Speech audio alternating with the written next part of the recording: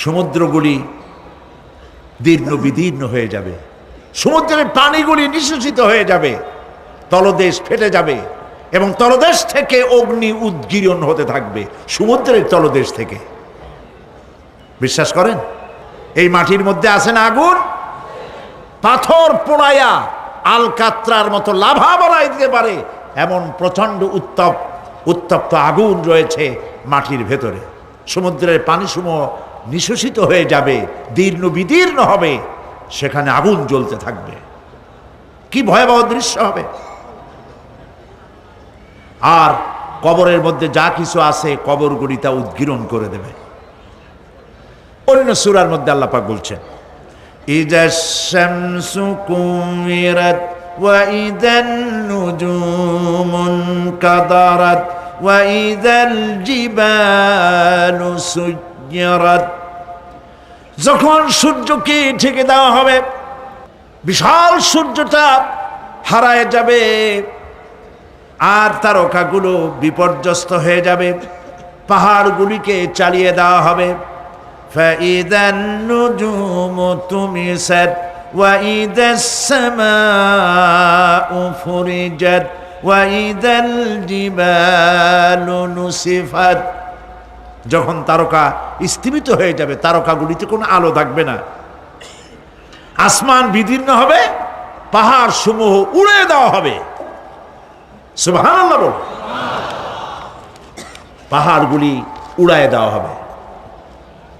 অবস্থা লক্ষ্য করেন, আকাশ ভেঙে ভেঙে পড়তেছে, তারকাগুলি বিক্ষিপ্ত হয়ে পড়তেছে, সব সমুদ্রের পানি শেষ হয়ে গিয়েছে, সমুদ্রের তলদেশ ফেটে ফেটে অগ্নি উদ্গীরণ করে দিচ্ছে, সূর্য ঢাকা পড়ে গেছে।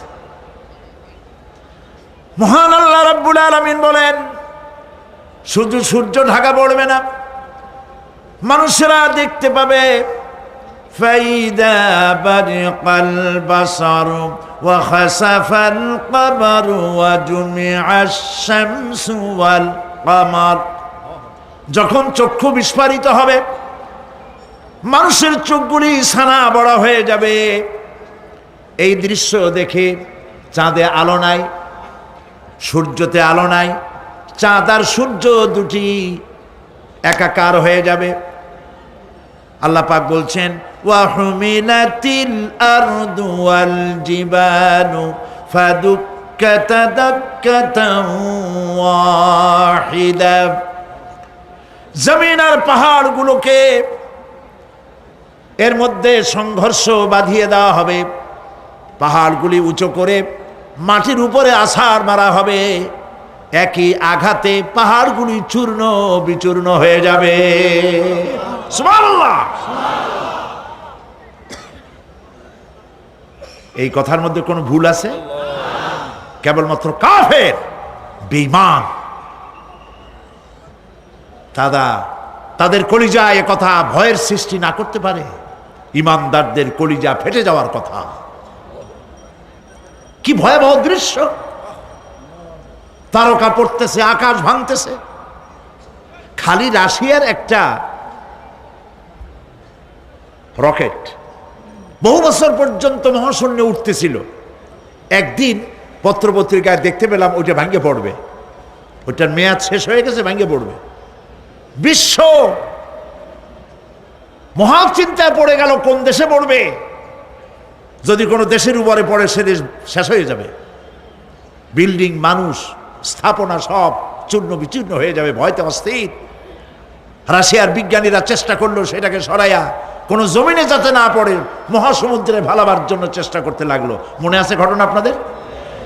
পত্রপত্রিকা যারা পড়ে মনে থাকারই কথা। রাশিয়ার একটা রকেট, এটার কত বড় হবে, ওইটা ভেঙে চুরে পড়বে, সে ভয়তে দুনিয়া অস্থির।